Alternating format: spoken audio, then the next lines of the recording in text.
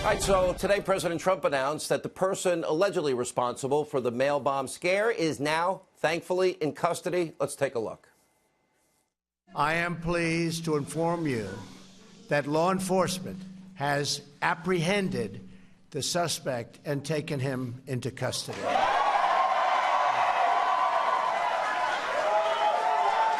It's an incredible job by law enforcement. We've carried out a far-reaching federal, state, and local investigation to find the person or persons responsible for these events. These terrorizing acts are despicable and have no place in our country. No place. I've instructed authorities to spare no resource or expense in finding those responsible and bringing them to swift and certain justice. We must never allow political violence to take root in America. Cannot let it happen. And I'm committed to doing everything in my power as president to stop it, and to stop it now. Amen. And tonight, federal officials, they are continuing their important investigation, but thanks to their hard work, their dedication, their determination, here's what we know about this suspect. His name, Cesar Sayoc. Now, he's a middle-aged Florida resident with an extremely long criminal track record, including multiple counts of theft, drug charges, illicit steroid use, and much more. He was even charged with making a bomb threat back in 2002. And throughout his life, Sayoc has accumulated dozens of felony and misdemeanor charges. And he reportedly filed for bankruptcy in 2012 when he lived with his mother. Now, his van was covered with dozens of bizarre bumper stickers, including many that were derogatory, some threatening to Democrats. His multiple social media accounts were equally odd, very disturbing. And as you can see, this is the picture of an irrational man who is deeply, deeply troubled. And like the president said, we want anybody responsible for this heinous bomb scare to be held responsible to the fullest extent of the law. If Sayoc is found guilty, he should go to prison for an extremely long period of time. These actions are deplorable, inexcusable. There is no room for political violence in this country.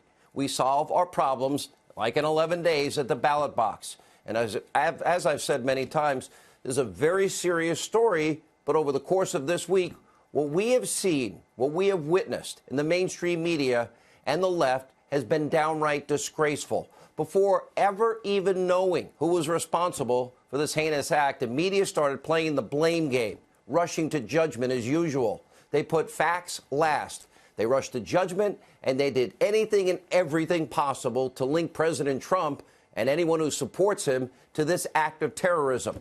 Even the graphics on fake news CNN blaming Trump, calling the would-be bomb victim, quote, Trump's targets. Trump's targets, believe it or not. The vitriol was far worse on air. Now, watch from just the past 24 hours. It should make your heart, well, sink. But the list of targets was right out of Trump's relentless rhetorical playbook. The bomber's enemies were his enemies. He has said so again and again and again. Everybody should stop pretending that Trump doesn't really know what he's doing. That when he says these things, he knows exactly what he's trying to encourage. Donald Trump fails the country. He doesn't just fail Democrats. He fails Democrats and Republicans and all Americans in between.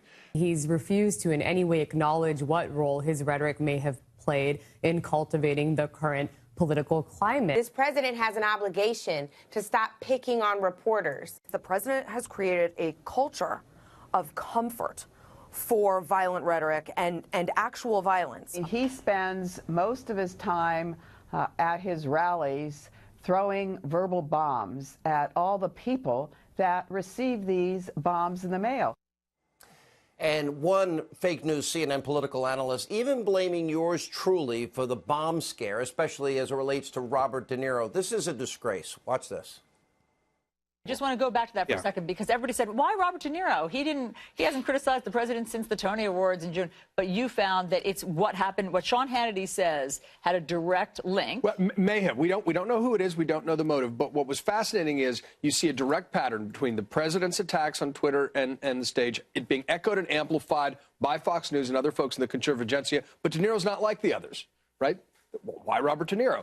Well, one of the things I found is that October 15th, Sean Hannity was doing a whole segment blasting De Niro for things he said on the Alec Baldwin show, of all things, in which he said that Trump allies will regret it because they made a deal with the devil. So that all of a sudden becomes Robert De Niro's calling the president a devil and us devil worshippers in effect, you know? It's the playing the victim card, but it was top of mind 10 days ago. And it's interesting to see what is that when we find out who this is. Now, John Avlon is both lying and he's ignorant and, frankly, recklessly irresponsible. Now, he is the walking embodiment of why so many Americans just don't trust the media, why they chant CNN sucks. Maybe you should actually watch a full episode of Hannity or listen to my radio show.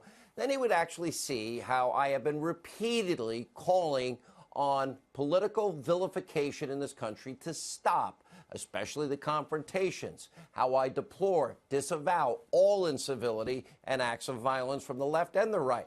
By the way, if Avlon ever watched my show, listen to my radio show, he would know how much I value law and order and the safety of everyone, including people I disagree with passionately.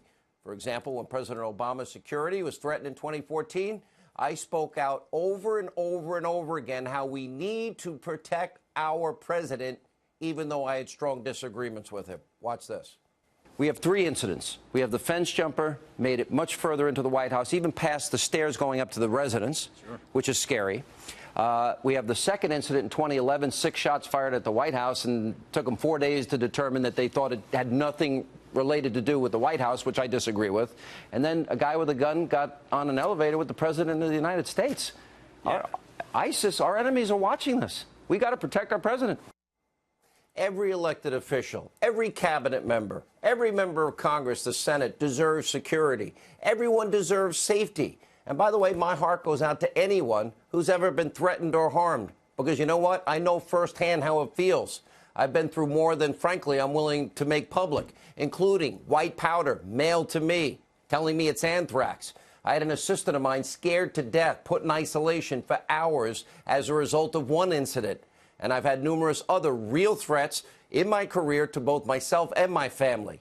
Lunatics, they have no political boundaries. And to suggest that honest, vigorous, hard-hitting debate and criticism is somehow the motivating force behind one fringe, violent individual is intellectually lazy, John Avlon, and frankly, just nothing but a cheap attempt to capitalize off a serious incident. You should be ashamed of yourself. And remember, I never blamed Bernie Sanders because one of his loyal supporters shot Republican lawmakers, nearly killed Steve Scalise on a baseball field last year. As a matter of fact, I said the opposite. Take a look. I'm not blaming Bernie Sanders. No, of course Bernie Sanders supporters. No. This was one nut. Remember the Bernie Sanders supporter? The one that targeted Republicans at baseball practice, leaving Congressman Steve Scalise fighting for his life? Well, was the media blaming Democrats for that? No. And by the way, they shouldn't have. And I don't blame Bernie either. I don't blame Bernie either. It would be irresponsible to tie him to what one nut supporter does. I've said many times, there are deranged individuals on both sides of the aisle, and they alone are responsible for their evil actions. And by the way, this brings us to our next point, the left's double standard. While the mainstream media now condemns what they see as destructive rhetoric from only the right, they may want to reflect inward first. Per usual, in just the past 24 hours alone, the anti-Trump vitriol from the mainstream destroy Trump media has been downright despicable, and we've got the tape. Take a look. When you keep stirring that pot and you have leaders, the President of the United States, people listen to him. He's no longer on a talk show. He's the President of the United States. And this is whipping up people, and you will see people respond. He was elected to be president of the United States, not, a mental patient. This is just escalating, and it's only probably going to get worse if he doesn't change his tone. Maybe they should be lecturing Maxine Waters and company.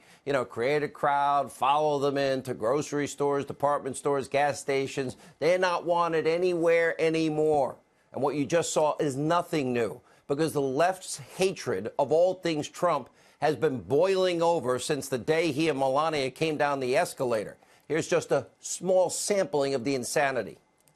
If you see anybody from that cabinet in a restaurant, in a department store, at at a gasoline station. You get out and you create a crowd. And you push back on them.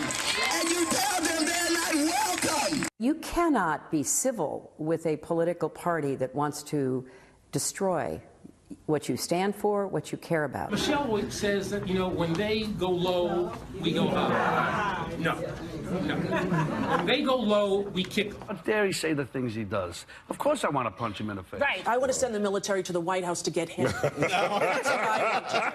Yes, I have thought an awful lot about blowing up the White House. When was the last time an actor assassinated a president? It's been a while. And maybe it's time. Tyrants, number one, want to denigrate the people that go out, the fourth estate, the journalists who go out and try to determine what the truth is. I want to read the definition of treason. When do we see almost a shadow government come out and say, we cannot side with the government? We're oddly influential with the guy who wants to kill us. There's a sign out there that's been hung up in the White House or outside the White House saying, if you're not white, you're not especially welcome. So you know what? Yeah, with rhetoric like that, it's kind of odd that they're now blaming Donald Trump and his allies for the actions of a lunatic, especially since multiple deranged far-left individuals have been what? We've been watching now for weeks, harassing, attacking, threatening Republicans all over the country. Just in recent weeks, we've been warning you, Rand Paul's been warning you, something horrible's going to happen. Doesn't matter if it's left or right, but the left's silence when it's their side has been deafening and worse. And some elected officials actually sent out marching orders to harass, intimidate cabinet officials, elected officials, and candidates. White powder mailed to the president, President Trump, Secretary of Defense Mattis, FBI Director Wray, CIA Director Haspel. That's just 3 weeks ago. President's son, who was also targeted with a suspicious package. Don Jr.'s ex-wife hospitalized because of that package. A truck with a Trump bumper sticker, that was set on fire. You have 2 Republican candidates in Minnesota were punched. One a woman, another a man with severe injuries. He's cold-cocked from behind. 6 weeks, bad concussion. A Republican campaign manager in Nevada, that he was assaulted. There were dozens more incidences of vandalism, assault, harassment, including top Republicans stalked in airports, run out of restaurants repeatedly. We've shown you this videotape. And while we constantly condemn acts of violence on both sides of the aisle, when something happens to a conservative, well, Democrats have been missing in action, noticeably silent. We're going to have a lot more on this throughout the show. But first, more big news on the looming crisis at our southern border tonight. The migrant caravan continues to move north even as we speak. Defense Secretary Mattis just approved a request to send even more troops to the border. Now at least 800 soldiers are officially being dispatched to bolster the efforts of our Border Patrol agents. President Trump recently told the migrants in the caravan, said it again tonight, turn back. And now he is reportedly mulling an executive order to bar entry of all migrants at the U.S.-Mexico border, which he has the authority to do.